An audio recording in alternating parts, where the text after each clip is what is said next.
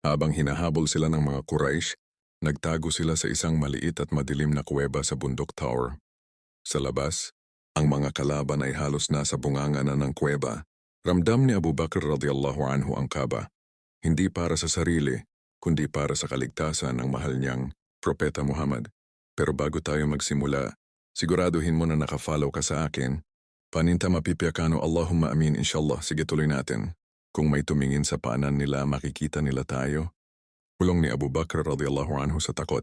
Ngunit ngumiti lamang ang Propeta Muhammad at buong panatag na nagsabi, "O Abu Bakr radiyallahu anhu, ano sa tingin mo sa dalawang taong ang ikatlo ay si Allah?" Doon tumahimik ang puso ni Abu Bakr radiyallahu anhu. Alam niyang sila'y nasa ilalim ng proteksyon ng tagapaglikha. Habang nagpapahinga, ipinatong ng propeta Muhammad ang kanyang ulo sa hita ni Abu Bakr radiyallahu anhu at nakatulog. Sa kanyang pagkakaupo, napansin ni Abu Bakr radiyallahu anhu ang isang maliit na butas sa dingding ng kuweba. Agad niya itong tinakpan gamit ang kanyang paa. Baka may makalusot na insekto o hayop.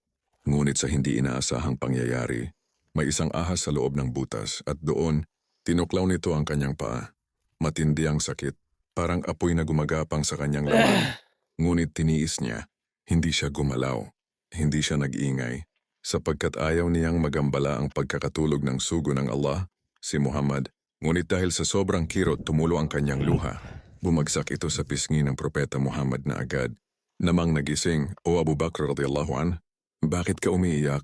Tanong ng Propeta Muhammad. Ipinakita ni Abu Bakr radiyallahu anhu ang kanyang sugat at isinalaysay ang nangyari. Walang pag-aatubili.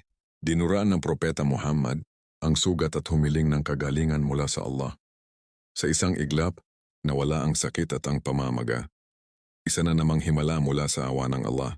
Ngunit sa mas malalim na salaysay ng ilang ulama, may dagdag na bahagi sa kwento na pumukaw sa puso ng mga nakarinig.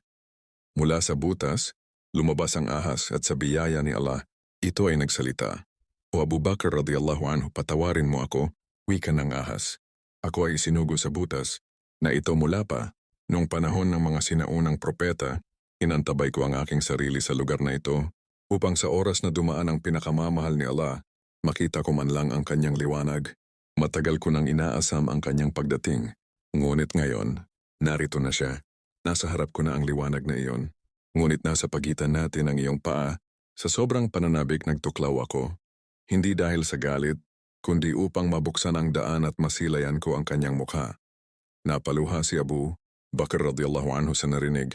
Isang nilikhang walang kaluluwa, isang ahas, ay uhaw din sa liwanag ng Propeta Muhammad.